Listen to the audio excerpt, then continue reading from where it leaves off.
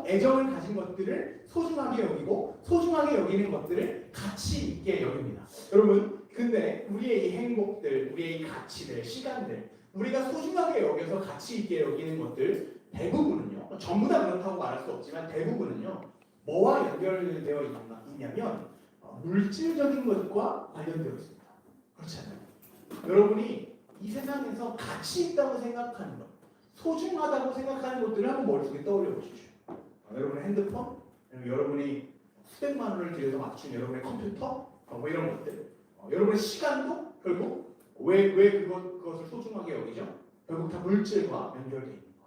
우리 재윤이도 나눠준 시간 왜 아껴야 돼요? 기사 시험을 준비해야 되니까. 기사 시험 왜 잘 준비해야 돼요? 그걸 따라 졸업을 할 수 있으니까. 왜 졸업해야 돼요? 먹고 살아야 되니까. 결국에 이제 보면 다 억지로라도 이제 맞춰보면 물질적인 것과 다 연결되어 있음을 볼 수 있습니다.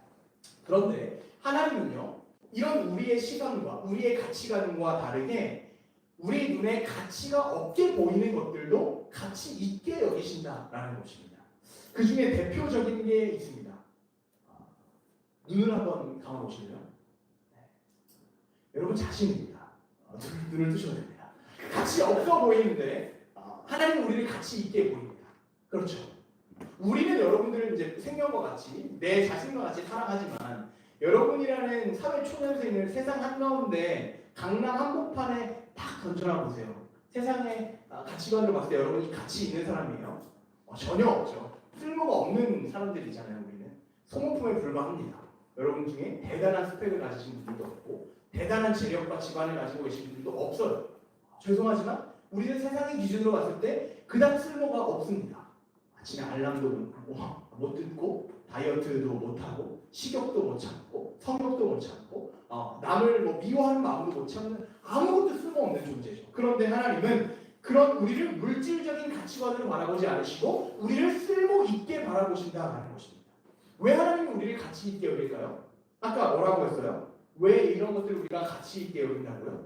사랑하기 때문이죠. 결국 첫 번째 시간에 다룬 대상에 대한 이야기들. 직업은 세상과 거룩한 관계를 맺는 것이다. 그래서 했던 작업이 뭐예요? 대상에 대한 애정을 회복하는 것이었습니다. 하나님은 우리를 애정하십니다. 사랑하십니다. 다시 말하면 사랑이 없으면 가치를 볼 수 있어요? 없어요? 없습니다. 사랑이 있어야 가치 있게 보입니다. 우리는 계속해서 세상과 관계 맺으며 이 비전에 대한 이야기들을 살펴보고 있습니다.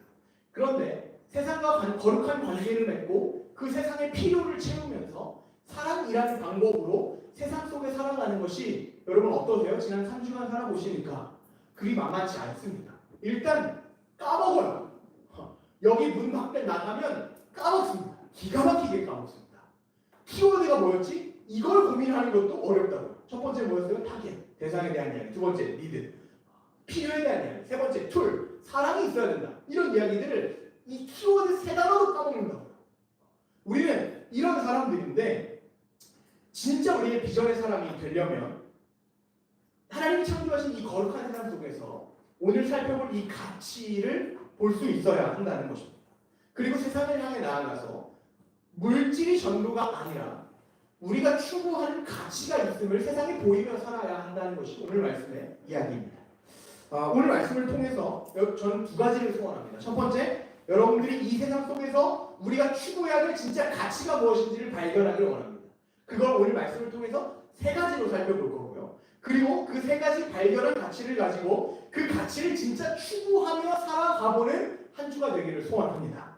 자, 오늘 이제 본격적으로 말씀 속에 들어갈 건데요. 오늘 같이 제목을 한 번 더 읽어봅시다. 시작! 세상과 거룩한 관계 속에서 어떤 가치를 추구할 것인가. 오늘 우리가 살펴볼 말씀은 미가 선지자가 쓴 하나님의 말씀입니다. 주전 8세기 BC 1800년경에 이스라엘의 범죄는요 점점 더 심해져 갑니다. 그리고 하나님은 여러 이웃 나라를 통해서 북이스라엘을 멸망시키십니다. 그 원인이 바로 뭐였냐면 이스라엘 백성들이 죄를 짓고 결국 심판을 받아서 파국에 이른 원인이 뭐였냐면 바로 이 가치를 보지 못했기 때문에 이스라엘이 추구했던 가치와 하나님이 추구했던 가치가 너무나 달랐기 때문에 하나님이 그 가치를 포기할 수 없어서 그들을 심판하셔서라도 하나님의 가치가 그들에게 임하기를 원하셨던 거죠. 오늘 이스라엘 백성들이 가장 중요하게 생각했던 한 가치가 있습니다. 그것은 뭐냐면 아이러니하게도 하나님 앞에 나아가서 최고의 제물을 드리는 것이었어요. 이상하죠? 뭐가 잘못됐길래 하나님이 심판하셨을까요? 여호와 앞에 나아가 제물을 드리는 것. 이것이 왜 문제가 됐을까? 6절, 7절을 한번 보시면요. 미가 선지자는요. 당시 사람들이 입버릇처럼 했던 당시의 소리와 소문을 이렇게 비아냥대며 조롱하는 거예요. 자 보세요. 내가 무엇을 가지고 여호와 앞에 나가며 높으신 하나님께 경배할까? 내가 번제물로 1년 된 송아지를 가지고 그 앞에 나아갈까? 아니면 여호와께서 천천의 순양이나 만만의 강물 같은 기름을 기뻐하실까? 그것도 아니면 내 허물을 위하여 내 맏아들을 내 영혼의 죄로 말미암아 내 몸에 열매를 드릴까? 그러면 하나님이 좀 기뻐하실까? 이런 고민들을 했다는 거죠. 그럼 먼저 첫 번째로 나오는 번제물을 보십시오. 번제라는 제사 우리 잘 알죠? 어떻게 하는 제사예요? 다 태워드리는 거예요. 각을 떠요. 내장까지 쑥 위에 올려놓고 제단에서 다 태워드리는 거예요. 보통의 다른 제물은요. 제물을 드리면요. 제물의 일부를 가지고 와서 집에서 먹을 수 있습니다. 일종의 바베큐 파티인 거죠. 죄송합니다. 이렇게 저급한 개그를 해서 죄송합니다. 가지고 와서 이웃과 나누며 기쁨을 누릴 수 있어요. 오, 하나님 우리의 예배를 받으셨다. 우리의 죄가 회복되었다. 화목제물, 기쁨을 함께 나누는 제사. 그래서 우리도 뭐 합니까? 월급을 받으면 커피를 막 나누기도 하고 오늘 원래 예정돼 있던 바베큐 파티를 하려고 했는데 어제까지 이게 뭐가 고민했어요. 이게 맞을까? 50대 50의 확률인데 비가 올까 아닐까? 고기를 사러 가야 되나 안 하나? 이런 고민해서 아침에 비가 부슬부슬 오길래 다행이다. 내 판단이 맞았구나 했는데 방금 올라올 때 보니까 먹구름이 이렇게 다 지나가고 해가 뜨는 게 보이는 거예요. 이런 것들 번제물 가장 전부 다 태워 드려야 되는 이런 거죠. 다 태워 드려요. 그러니까 가장 귀한 남김없이 드리는 제사였습니다. 이걸 드리는 주님이 기뻐하실까 고민하는 거예요. 두 번째 나오는 1년 된 송아지는요. 제 자료들을 찾아보니까 송아지가 1년 정도 됐을 때 가장 품질이 좋대요. 이 이유가 되면 늙기 시작하고 병들기 시작하고 노화가 시작되는 거예요. 이 전에는 또 너무 이제 영양가가 없으니까 1년 될 때가 가장 건강하다. 그래서 여기서 잡아서 먹기도 좋고 아니면 그 이제 이를 본격적으로 가르쳐서 써먹기도 좋다. 1년 된 송아지 가장 좋은 품질의 2+, 이런 제물을 주님께 드리면 기뻐하시니까 고민하는 거죠. 천천의 순양이나 만만의 강물 같은 기름은 뭘 의미합니까? 당시 기름은요, 지금의 어떤 금은 보화와 같은 아주 값진 거였죠. 그래서 여러분들 이 당시 고대의 여행객들은요, 고대 근동 여행객들은요, 한 숟가락 정도, 아주 적은 양 샘플의 올리브유를 가지고 다녔습니다. 강도를 만났을 때나 아니면 다쳤을 때 한 번 쓸 수 있는 정도의 키트를 가지고 다니는 거예요. 아주 비싼. 이 기름을 드리면 천천의 순양, 양으로 이만큼 많이 드리면 아니면 만만의 강물 같은 기름, 가장 비싼 걸 드리면, 소중한 걸 드리면 하나님 기뻐하실까? 마지막에 레전드죠. 심지어 내 아들을 드리면 기뻐하실까? 왜냐하면 당시 고대 근동은요, 자신들이 섬기는 신의 분노를 달래려고 아이를 인신제사를 드렸잖아요. 알죠? 바알 같은 신들, 이런 금으로 된 이런 우상의 이런 우상이 손바닥이 사실은 용광로처럼 뜨거워요. 이 형상 안에 불을 계속 떼고요. 그 손바닥 안에다가 애기들을 올려놓고 드리는 거예요. 이런 제사의 영향을 받아서 우리도 쟤네처럼 아들을 드리는 열심히 있으면 좀 기뻐하실까? 아니면 심지어 내 몸을 드릴까? 이런 것들. 당시 막 자해를 하면서 막 구슬하고 이런 것들 하잖아요. 이런 것들을 드리면서 주님을 어떻게 하면 기쁘게 하실지 고민했던 거죠. 이제 하나님의 가치와 조금씩 뭔가 다른 게 느껴지세요. 우리에게 적용해보면 이런 거예요. 하나님 도대체 우리가 이 청년한테 뭘 드리면 기뻐하시겠습니까? 시험 기간에 교회 가면 기뻐하실까요? 아니면 내 월급에 이만큼을 드리면 기뻐하실까요? 황금 같은 시간을 내어드리면 기뻐하실까요? 아니면 주님 내가 주말 내내 교회에 나와서 예배를 섬기고 공동체를 섬기면 주님 기뻐하실까요? 뭘 도대체 더 해야 합니까? 어디까지 해야 합니까? 이걸 묻고 있는 거죠. 우리는 하나님께 이스라엘 백성들이 생각했던 이런 가치 있는 것을 드리려고 합니다. 시간, 물질, 헌신, 에너지, 우리의 마음, 어떤 관계 이런 것들을 드리려고 해요. 그러니까 어때요? 어렵죠. 힘들죠. 안 되죠. 그러니까 하나님을 원망되죠. 하나님 내가 이만큼 드리려고 하는데 왜 내 삶을 더 안 채워주세요? 왜 나 여기서 더 안 되게 하세요? 어렵습니다. 근데 하나님이 오늘 우리에게 요구하시는 진짜 가치는 이런 것들이 아닙니다. 오늘 미가를 통해서 하나님이 진짜 가치 있게 여기시는 게 무엇인지, 우리에게 찾고 요구하시는 것이 무엇인지를 함께 살펴보기를 원합니다. 8절 말씀, 오늘 말씀의 핵심 구절입니다. 같이 한번 읽어봅시다. 시작. 사람아, 주께서 선한 것이 무엇임을 내게 보시나니 여호와께서 내게 구하신 것을 오직 정의를 행하며 인자를 사랑하며 경솔하게 내 하나님과 함께 행하는 것이 아니냐. 아멘. 하나님들의 진짜 가치 있게 보여서 우리에게 찾고 구하고 요구하고 계시는 것이 있다는 거예요. 그게 뭐냐는 거죠. 세 가지로 말씀하십니다. 첫 번째, 우리에게 요구하시는 가치는 뭐냐면 정의를 행하는 것입니다. 뭘 행하는 거라고요? 정의를 행하는 것입니다.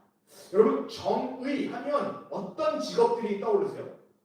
경찰, 좋습니다. 또 판사, 또 검사 이런 것들. 대부분 이런 직업들의 공통된 특징은 뭔가요? 뭔가 감사합니다. 뭔가 이렇게 악행을 저지르면 그들을 심판하거나 그에 따른 값이나 처벌을 내려서 사회적 평화와 균형을 이루는 것을 우리는 정의라고 생각합니다. 그러니까 뭔가를 이렇게 막 형벌을 내려야 되는 거예요. 그래서 치고 올라오는 죄를 짓누르고 사회적 균형을 이루는 것을 우리 정의라고 생각합니다. 그런데 이 정의라는 단어는요, 히브리어를 언급해서 죄송하지만 우리가 좀 원어를 살펴봐야 합니다. 미시파트라는 히브리어 명사입니다. 정의라는 뜻입니다. 근데 이 미시파트가 파생된 단어가 있습니다. 어디서 왔냐면 샤파트라는 동사에서 왔습니다.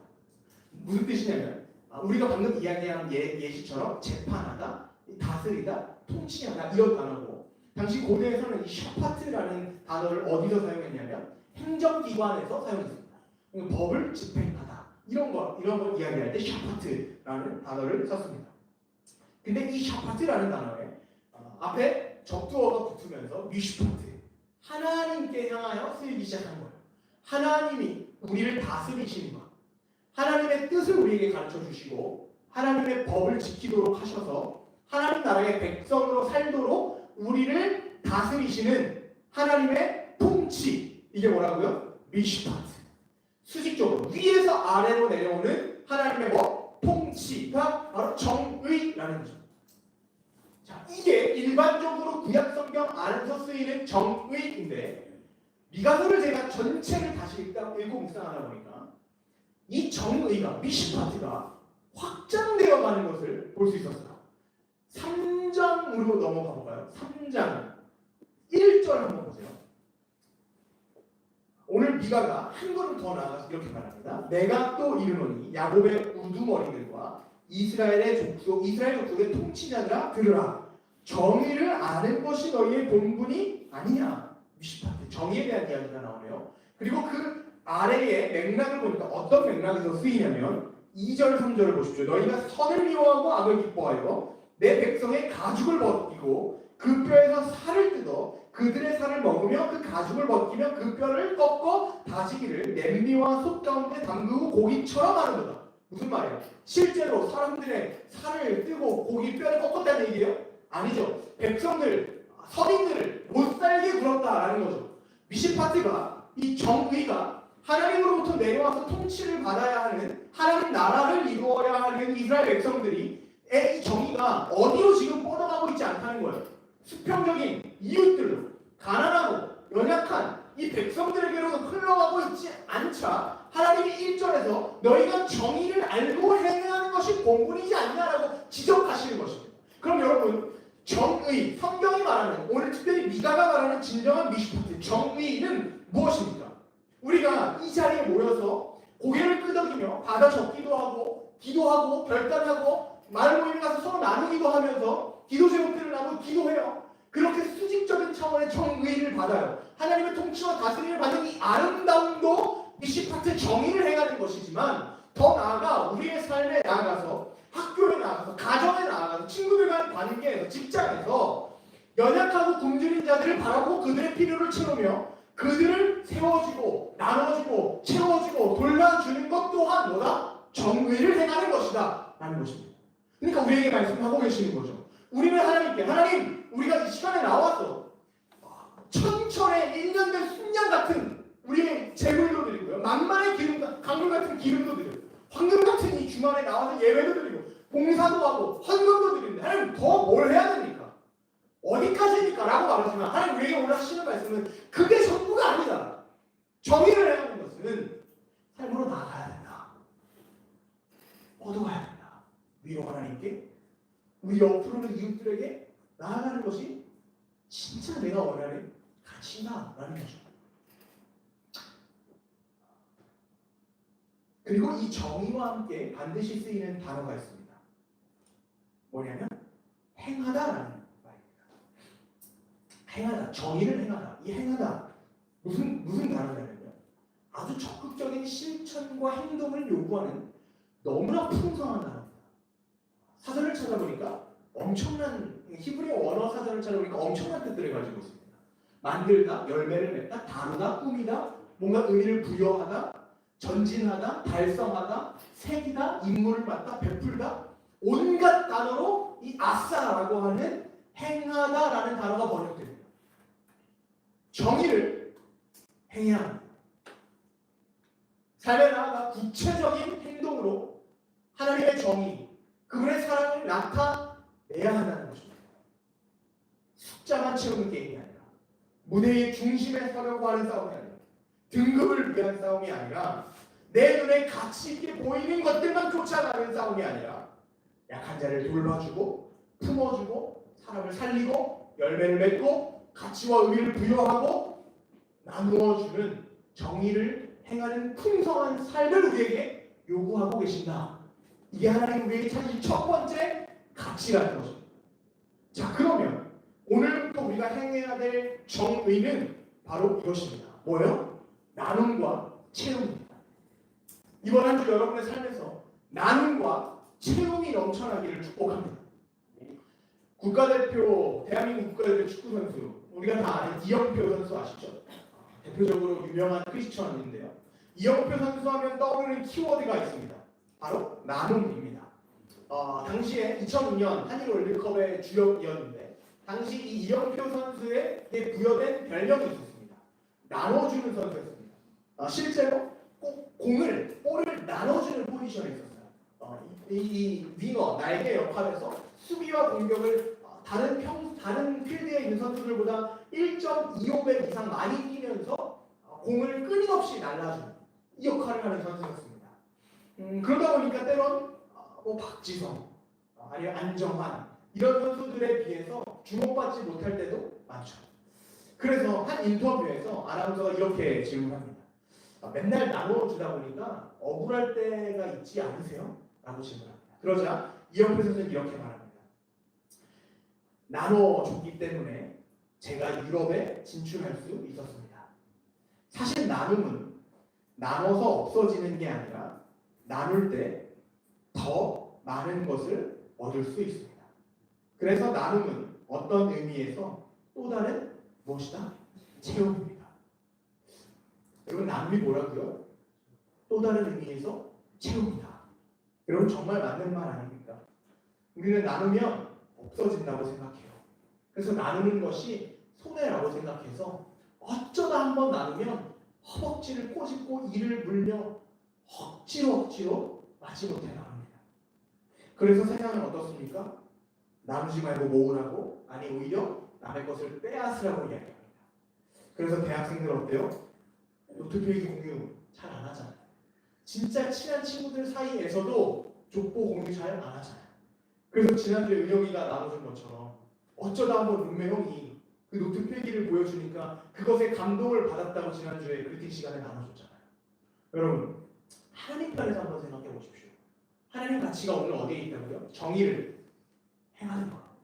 정의를 받는 것뿐만 아니라 정의를 행하는 것에 있다고요. 다시 말해 이웃에게 나누는 것에 하나님의 가치가 있다는 것입니다. 그렇다면 하나님의 마음이 언제 감동되고 언제 움직이실까요? 우리가 나눌 때, 하나님의 가치를 우리가 실현할 때 하나님이 우리를 주목하시고 기뻐하시기 시작하는 겁니다. 그러면 우리에게 더 나눌 수 있는 물질과 마음과 여건과 상황을 허락하시는 거예요. 여러분, 돈 많이 벌고 싶죠? 돈 많이 벌고 싶으세요? 그럼 하나님이 누구에게 돈을 많이 맡기실지 생각해 보십시오. 1,000원 한 장도 나누지 못하고 나를 위해 꽁꽁 감추는 사람에게 하나님이 물질을 맡기시겠습니까? 아니면 돈은커녕 위로의 말 한마디도 나누지 못하는 사람에게 하나님이 물질을 맡기시겠습니까? 하나님의 가치는 어디에 있습니까? 정의를 행하는 것, 다시 말해 나눔에 있습니다. 나눌 때 진정한 의미의 채움이 일어납니다. 큐티 모임에 참여하시는 분들 잘 들으십시오. 이제 한 달 남았습니다. 우리 큐티 모임 한 달 남았습니다. 형식적인 글 나눔을 멈추십시오. 진짜 삶을 나누세요. 뭘 적어야 할지 모르겠는 분들은 그냥 의미 없고 형식적인 남들과 같이 그럴듯해 보이는 한두 문장 적지 마시고 감사와 회개를 나누십시오. 그 회개도 알고 지은 죄 모르고 지은 죄 이런 그럴듯한 말의 회개 말고 유치원생으로 돌아가서 한두 문장을 적으십시오. 고민하시고 실패를 적으십시오. 그리고 그걸 보는 다른 분들은 거기서 멈추지 마시고 서로의 나눔에 반응해서 또 다른 나의 고백을 나누십시오. 나눔은 손해가 아니라 비움이 아니라 또 다른 의미에서 채움입니다. 그리고 이 나눔은 연습이 필요합니다. 저절로 되지 않아요. 뼈를 깎는 연습이 있어야 합니다. 연습하지 않으면 나눌 수 없습니다. 누군가 이렇게 말해요. 지금 가진 게 없으니까 나눌 게 없으니까 취업하면 나누겠습니다. 취업하면 얘기해요. 지금은 결혼 자금을 모아야 하니까 결혼하면 나누겠습니다. 결혼한 사람들이 이야기하더라고요. 애를 좀 키워놓고 이게 나누겠습니다. 여러분, 애를 다 키워놓으면 그때 가면 진짜 나눌 수 있습니까? 못 나눕니다. 여러분이 나이를 먹으면 먹을수록 가진 게 더 많으면 많아질수록 나눔이 쉬워질 것 같죠? 아닙니다. 오늘 지금이 나누기에 가장 좋은 때입니다. 이번 한 주 나눔을 연습하십시오. 그리고 하나님이 어떻게 무엇을 채우시는지 발견하십시오. 물질을 들여서 반드시 하나님이 물질로 채우시지 않을 수도 있습니다. 그러나 하나님 반드시 채울 거예요. 우리의 마음을 채우시거나 우리에게 사랑을 채우시거나 용기를 채우시거나 은혜를 채우시거나 아니면 진짜 우리에게 필요한 물질을 채우시거나 하나님 채우실 것입니다. 누구에게 뭘 나눌지 모르겠는 분들, 막막하신 분들은 오늘부터 집에 돌아가셔서 엘리베이터에서 마주치는 모든 사람들에게 인사하십시오. 경비 아저씨에게 고개 숙여 정중하게 인사하십시오. 인사는 정확하게 해야 되는 거예요. 이건 인사가 아닙니다. 왜냐하면 제가 대학교 4학년 동안 인사하는 훈련을 대학교에서 배웠어요. 아시는 분들은 아시겠지만 저희 대학교 캠퍼스의 문화는, 전통은 캠퍼스 안에 들어오는 모든 사람들에게 인사하는 거예요. 미랑자매는 아실 거예요. 학교 동문입니다. 김철 선생님이랑 같이 동기라고 하셨죠. 네, 1년을 같이 또 다니셨대요. 학교에 들어오는 모든 사람에게, 심지어 택배 기사님에게 인사를 합니다. 그러다 보면 하루에 10번도 인사하는 사람들이 생겨요. 같이 스케줄이 비슷한 사람들은 민망하니까 계속 인사해요. 이게 습관이 되잖아요. 지하철 타서 마주치는 모든 사람한테 인사해요. 사람들이 좀 많이 아프게 보거든요. 불쌍하게 보는데요. 덕분에 좋은 것들도 많아요. 자리를 양보해주기도 하고. 이게 교회에 가서 몸에 밴드로 인사하잖아요. 제가 그때 들었던 말이 그 말이에요. 요즘 요셉이 얼굴에서 모세같이 얼굴도 빛이 나. 제가 몇 주 전에 나눴던 그 이야기, 수건 이야기할 때 나눴던 그 이야기가 그 인사할 때 들었던 이야기입니다. 지금도 저는 엘리베이터에서 이 치열한 싸움 중입니다. 인사를 너무 하고 싶어요. 마치 그 산책 나온 강아지가 옆에 지나가는 강아지 냄새를 맡고 싶어가지고 막 이렇게 하는데 막 무관심한 막 강아지처럼 인사하고 싶은데 기분이 왠지 나빠 보이고 이런 싸움을 하고 있습니다. 인사하십시오. 그것도 못하겠는 분들은 기도하십시오. 하나님, 내가 뭘 나눌 수 있을까? 어떻게 나눌 수 있을까? 기도하십시오. 그럼 하나님이 우리의 삶을 가득히 채우고 비전의 사람으로 빚어가실 것입니다. 자, 두 번째는요. 첫 번째가 뭐라고요? 정의를 행하는 거. 근데 두 번째가 중요해요. 정의를 행하는 거, 나누고 채우는 거, 나누고 채우는 경험하는 거. 방금 말한 것처럼 저절로 됩니까? 안 되죠. 그래서 정의를 행할 수 있는 동기가 있습니다. 두 번째, 바로 인자를 사랑해야 됩니다. 자, 8절 말씀 한 번 더 읽어봅시다. 시작. 사람아, 주께서 선한 것이 무엇임을 내게 보이셨나니 여호와께서 내게 거하시는 것은 오직 정의를 행하며 인자를 사랑하며 겸손하게 내 하나님과 함께 행하는 것이 아니냐. 자, 우리가 잘 아는 이 인자라는 단어, 우리가 잘 아는 단어인데요. 뭐냐면 바로 이 헤세드라는 단어입니다. 인자, 한자로 이렇게 해가지고 인자, 예수님이 자신을 낮출 때 표현했던 사랑, 이게 이 단어가 아니라요. 인자는요, 헤세드라는 사랑을 가리키는 단어입니다. 알죠? 이제 우리가 알죠? 효근이 그냥 자신 있게 한번 이야기해 주실래요? 헤세드 뜻이 뭐라고요? 강자가 약자에게 그러한 의무가 없음에도 불구하고 베푸는 자비와 언약적 사랑. 그렇죠. 강자가 약자에게 그럴 의무가 없음에도 불구하고 베푸는 언약적 사랑과 충성이 헤세드라고요. 자, 다시 말해 이거죠. 하나님은 우리를 향해 말씀하시는 거예요. 네가 변하지 않아도 난 너를 사랑할 거야. 네가 돌아오지 않아도 난 너를 위해 죽을 거야. 때론 네가 나에게 아픔을 주어도 나는 너를 향해 변치 않는 사랑을 베풀 거야. 하나님의 헤세드 사랑입니다. 그리고 그 사랑이 일어난 사건이 뭐죠? 십자가죠.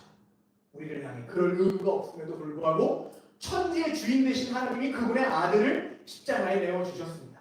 왜요? 우리를 끝까지 책임지겠다, 구원하겠다, 자녀 삼겠다, 고와 같이 버려두지 않겠다 약속하셨기 때문입니다. 바로 오늘 본문 바로 앞에 등장하는 한 탄식 섞인 하나님의 호소를 보면요, 우리에게 이 은혜를 조금 더 강하게 이해시켜 줄 수 있습니다. 오늘 본문 바로 앞에는 하나님의 탄식 섞인 호소가 등장합니다. 뭐라고 이야기하시냐면 하나님이 이스라엘 백성들에게 이렇게 말씀하시는 거예요. 도대체 내가 너희에게 뭘 잘못했길래 이렇게 죄를 짓고 나와 다른 길을 걸어가냐? 내가 너희에게 뭘 잘못했냐? 너희를 죽게 만들었냐? 내가 너희를 어떻게 했는지 기억해. 돌아와라. 내가 너희에게 한 일이 뭐야? 애굽에서 종되었던 애굽에서 10가지 기적을 통해서 구출해냈고 기적적인 방법으로 너희를 여기까지 인도했는데 그걸 돌아보고 기억해야지. 내가 너희에게 한 일이 뭐냐? 이걸 기억해라 라고 말씀하십니다. 그리고 나서 등장하는 본문이 오늘 6절, 7절이에요. 사람들이 그 주님 앞에 뭐라고 이야기합니까? 하나님이 너네 기억해. 내가 했던 일을 기억해. 내가 너희에게 잘못한 게 있니? 내가 너희를 죽게 만든 적이 있니? 내가 너희를 버려둔 적이 있니? 아니요, 없어요 라고 이야기해야 되는데 이스라엘 백성들이 뭐라고 이야기하냐면 하나님 도대체 뭘 더 하란 말입니까? 기억하라고요? 뭘 더 하라고요? 어디까지 하라고요? 이렇게 하나님을 향해 따지고 있는 거예요. 제발 잔소리 좀 그만하십시오. 우리가 성전에 가서 이렇게 좋은 것들을 드리려고 고민하는데 뭐가 더 필요합니까? 뭐가 더 부족하단 말입니까? 우리의 모습 아닙니까? 우리도 이스라엘 백성들처럼 말하죠. 하나님 이만하면 되지 않습니까? 이 황금 같은 시간에 예배드리고 큐티하고 헌금하고 봉사도 하는데 정의를 행하기 무슨 정의를 행합니까? 도대체 뭘 더 해야 합니까? 라고 이야기합니다. 이렇게 불평하는 이스라엘 백성들 도대체 뭘 더 해야 합니까? 하나님 이 1년 된 어린 순양을 받으십시오. 만만의 기름을 받으십시오. 그렇게 자신있게 말했던 이스라엘 백성들이 결국 한 일이 뭐냐고요? 그분의 아들을 십자가에 못 박았습니다. 우리를 구원해내라고 보내신 그 예수를 십자가에 못 박으면서 외친 거죠. 아, 주님은 좀 빠지세요. 아, 좀 가만히 있으라니까요. 그 두 손에 못을 박으며 이스라엘 백성들이 외친 이야기죠. 주님은 우리에게 오늘 이렇게 말씀하십니다. 내가 널 괴롭게 한 적이 있니? 너의 평생에 내가 널 가만히 버려둔 적이 있니? 죽게 만든 적이 있어?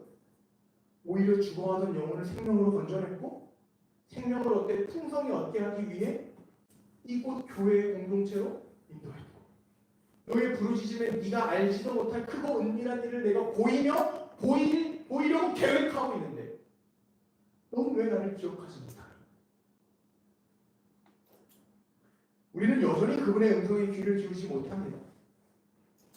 내가 소중하게 여기는 사람들과의 약속은 목숨처럼 지키는데 그분과 한 약속은 거들떠도 보지 않아요. 돈을 주는 직장에는 충성을 다합니다. 그런데 오늘 가서 생명을 주신 하나님께는 내 마음대로 행합니다.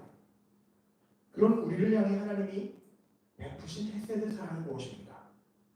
우리가 하나님을 떠난 그 모든 순간에도 우리를 향해 미시파트, 정의, 그분의 통치를 베풀고 계셨고 우리가 못 박아 죽인 그분의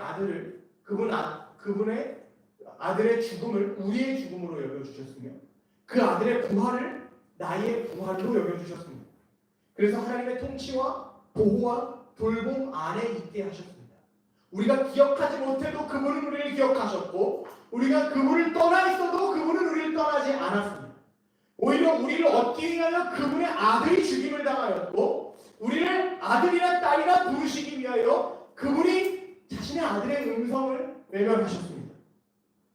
그 사랑이 우리에게 주어짐을 알 때 우리는 그 사랑에 힘입어 가치 있는 것들을 가치 있게 볼 수 있는 눈이 열린다라는 것입니다. 지난주 예수님이 실패한 베드로에게 했던 다시 손에 쥐어주셨던 한 가지가 무엇이었어요? 사랑이었습니다. 화려한 그물, 장비, 꿈, 비전, 자격증이 아니라 사랑이었습니다. 네가 날 사랑하냐? 이제 본격적으로 날 위해 일해야 되는데 네가 날 사랑하냐? 네가 진짜 날 사랑하냐? 네가 여기 있는 사람 중에 가장 날 사랑하냐? 주님 베드로에게 사랑 하나 확인하셨습니다. 그렇다면 오늘 우리에게 요구되는 일이 무엇입니까? 오늘 우리가 이 자리에서 하고 가야 되는 일이 무엇입니까? 주님이 우리에게 베푸신 햇세대의 사랑을 기억하고 우리가 이제 그 햇세대의 사랑을 주님께 올려드리는 것입니다.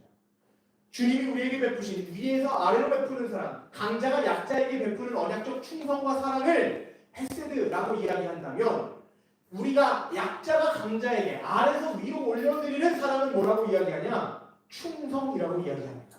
신실함이라고 이야기합니다. 그리고 오늘 본문은 그것을 인자를 그 햇세드를 우리가 온 마음을 다하여 사랑하는 것이다 라고 이야기합니다. 여러분 이제 이 인자를 사랑하십시오. 여러분의 삶에 주어진 햇세드의 사랑을 가지고 그 하나님을 사랑하기로 결단하십시오. 주님이 내게 다음 없는 사랑을 베푸셨으니 나도 포기하지 않고 나누고 섬기고 돌보겠다고 결단하십시오. 그러할 때 주님 우리를 통해서 정의를 행하시며 나누고 채움이 있는 비전의 사랑으로 세워가실 줄 믿습니다. 그런가 하면 마지막 세 번째로 우리가 보냄받은 이 세상에서 해야 되는 마지막 세 번째 가치는 무엇이냐? 바로 하나님과 동행하는 것입니다. 8절 마지막에 보면 이렇게 말하죠. 하나님이 우리에게 구하시는 것은 오직 첫 번째 정의를 행하며 두 번째 인자를 사랑하며 세 번째 겸손하게 내 하나님과 함께 하는 것이다. 성경에 겸손이라는 단어가 정말 많이 등장합니다. 그런데 굉장히 독특합니다. 재밌습니다. 오늘 본문에 나오는 이 겸손이라는 단어는 성경에 딱 한 번밖에 쓰이지 않습니다. 그래서 용례를 찾기가 어렵고 그래서 이 겸손이라는 단어를 해석해내기가 까다롭습니다. 용례가 있어야 저 단어가 어떤 의미와 어떤 문맥과 어떤 상황에서 쓰여졌는지를 파악하고 해석을 할 텐데 한 번밖에 쓰이지 않아서 어렵습니다. 근데 저 겸손이라는 단어에서 파생되어 나온 딱 하나의 단어가 잠언에 있습니다. 보십시오. 교만이 오면 욕도 오거니와 겸손한 자에게는 지혜가 있다 라고 할 때 지혜라는 방금 우리가 살펴봤던 겸손이라는 우리가 살펴봤던 그 단어가 변형되어서 쓰입니다. 자 그런데 이 잠언도 장르가 시가서의 일환이죠. 지혜서라고 불리죠. 그런 문학 작품입니다. 장르와 문학적 기법과 장치가 있습니다. 그 중에 하나가 아주 고대에서 유행했던 평행법입니다. 뭐냐면 앞에 구절과 뒤에 구절을 같은 평행하는 구조를 통해서 의미를 대조하기도 하고 강화하기도 하는 겁니다. 근데 보면 어떤 두 단어가 대조를 이루며 평행을 이루고 있습니까? 교만과 겸손이요. 그러면 저 평행법을 해석하면 교만이라는 단어의 의미를 도출해낼 수 있겠죠. 교만 뭐예요? 하나님보다 앞서는 것입니다. 내가 주인 되는 거예요. 내 뜻대로 건방지게 살아가려는 이 주제넘는 단어와 겸손이 대조되고 있다. 그럼 겸손의 의미를 우리가 짐작해 볼 수 있겠죠? 뭐예요? 겸손은 교만하지 않게 내 마음대로 행하는 것이 아니라 하나님께 물어보고 그래서 하나님께 듣고 하나님의 뜻대로 하는 것이 겸손이구나. 하나님 저 못해요. 제가 무슨 리더예요. 이런 게 겸손이 아니라 하나님 리더를 하는데 어떻게 해야 되죠? 어떤 결정을 내려야 되죠? 학교에서 이런 직분이 주어졌고 직장에서 이런 프로젝트를 맡게 됐는데 하나님, 내가 그걸 어떻게 결정하고 어떻게 할 수 있죠? 시험을 앞두고 있는데 이 진짜 얼마 남지 않았는데 어떻게 할 수 있죠? 묻는 것이 겸손이죠. 이 겸손을 묵상하는데 한 인물이 떠올랐습니다. 한 인물이요. 바로 노아입니다. 뭘 만들었어요? 방주를 만들었어요. 축구장만한 방주를 바닷가가 아니라 산꼭대기에 만들었습니다. 성경이 그를 뭐라고 소개하냐면 이것이 노아의 조건이라 노아는 의인이요 당대의 완전한 자라 그는 하나님과 동행하였다. 우리 아까 마지막 세 번째 우리가 행해야 되는 가치가 뭐라고요? 겸손하게 하나님과 동행하는 것이다. 함께 행하는 것이다. 노아가 똑같은 평가를 받았습니다. 묵상하기 시작했어요. 와, 노아의 삶은 어땠길래 하나님이 동행했다고 말씀하실까? 노아 홍수 사건이 기록된 창세기 6장을 보면요, 매우 독특합니다. 노아의 대사가 단 한마디도 기록되어 있지 않습니다. 노아가 진짜 한마디도 안 했을까요? 120년 동안 방주를 만들면서 진짜 한마디도 안 해서 이 창세기를 기록한 저자가 노아의 대사를 한마디도 기록하지 않았을까요? 아니죠. 많은 말을 했을 거예요. 우리와 똑같이 불평했을 것이고 물어봤을 거예요. 해가 쨍쨍해요. 근데 산 위에 축구장만한 배를 만들래요. 여러분 한마디도 안 하고 지을 수 있어요? 없죠. 일단 불평부터 쏟아져 나와요. 그리고 아차 싶어서 그 불평을 주워 담고 어떻게 해요? 하나님께 묻기 시작하겠죠. 하나님, 나무는 어떻게 잘라야 합니까? 이거 어떻게 옮겨야 됩니까? 어디로 옮겨야 합니까? 하나님, 진짜 비가 오긴 오는 거예요? 사람들이 나를 정신병자 취급하는데 손가락질 하는데 혹시 하나님 내가 잘못 지금 듣고 있는 거 아니죠? 좌표 잘못 찍어주셔서 그 산 뒤에 있는 바닷가인데 내가 잘못 알고 산 꼭대기에 짓고 있는 거 아니죠? 수천 번 의심하고 질문했을 거예요. 근데 저자가 의도적으로 그 노아의 말은 싹 빼고 마치 한마디도 말하지 않고 배를 만든 것처럼 노아의 행동을 묘사하고 있다고요. 집에 돌아가셔서 창세기 6장을 읽어보십시오. 짧아요. 그의 행동을 묘사합니다. 그리고 2번이나 이렇게 기록해요. 노아가 그와 같이 하여 하나님이 자기에게 명하신 대로 다 준행하였다. 여호와께서 자기에게 명하신 대로 다 준행하였다. 진짜 그렇게 준행하였습니까? 120년 동안 하나님께 수없이 질문하고 의심하고 반항하고 되들면서 하나님 하기 싫어요. 어떻게 해요? 하나님 나 못해요를 외치고 묻던 노아에게 성경이 보여주는 것은 마치 한마디도 하지 않고 온전하게 순종했던 믿음의 사람처럼 묘사한다는 것입니다. 무슨 말입니까? 하나님은 겸손하게 물을 때 마치 우리가 한마디도 안 하고 순종했던 믿음의 사람처럼 보이게 하신다는 겁니다. 길이 보이지 않죠? 어디에 취업해야 될지, 어떻게 취업해야 될지, 취업해서 뭘 해야 할지, 결혼은 언제 해야 될지, 자녀 계획은 어떻게 해야 될지, 가정의 문제는 어떻게 해야 될지, 건강의 문제는 어떻게 해야 될지, 우리 인생에 길이 보이지 않는 숙제와 같은 일들이 많아요. 거기서 우리 뭐 해야 돼요? 겸손하게 하나님과 동행해야 되는데 그 겸손이 뭐라고요? 주님께 묻는 거라고요.